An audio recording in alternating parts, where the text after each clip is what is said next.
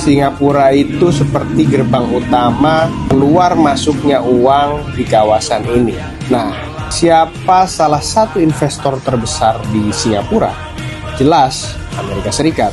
Sampai sini udah mulai kelihatan. Artinya, sebagian besar arus modal yang bergerak di kawasan Asia Tenggara pada akhirnya memiliki keterkaitan dengan kepentingan investor-investor yang besar di negara-negara barat, terutama Amerika. Sekarang pertanyaannya, apa yang terjadi ketika sebuah negara mulai mengambil kebijakan yang tidak sepenuhnya sejalan dengan kepentingan mereka? Disinilah pembahasannya mulai menarik. Dalam beberapa waktu terakhir, Indonesia menunjukkan kecenderungan untuk mengambil jalan yang agak berbeda, yang lebih independen. Contohnya soal energi. Ketika dunia menghadapi ancaman gangguan pasokan akibat konflik geopolitik yang terjadi di kawasan Timur Tengah, Indonesia tidak serta-merta bergantung pada satu pihak atau tidak serta-merta bergantung pada pasokan dari negara-negara yang selama ini menjadi mitra utama Amerika Serikat. Justru muncul opsi memperbesar kerjasama dengan Rusia yang menawarkan harga lebih kompetitif,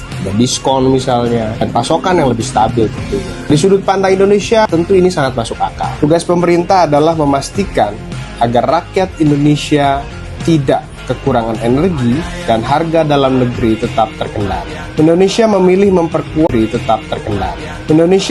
memperkuat kerjasama dengan Perancis dalam bidang militer. Hal ini tercermin ketika Prabowo kunjungan ke Perancis, ia melakukan teken kerjasama dengan pembelian alutsista milik Perancis.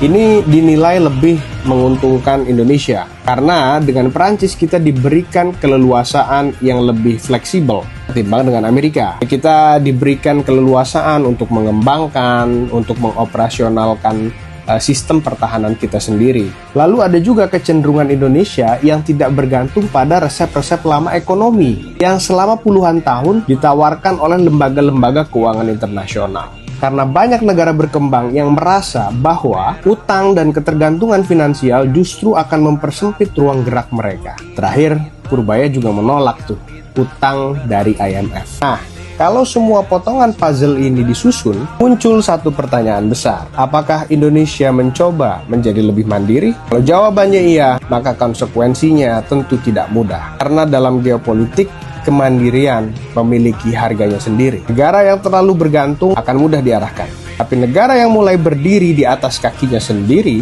biasanya akan menghadapi tekanan yang lebih dahsyat. Tekanan itu tidak hanya datang dalam bentuk militer. Justru di era modern, tekanan lebih sering datang melalui jalur ekonomi, lewat arus modal, lewat sentimen pasar, lewat persepsi investasi.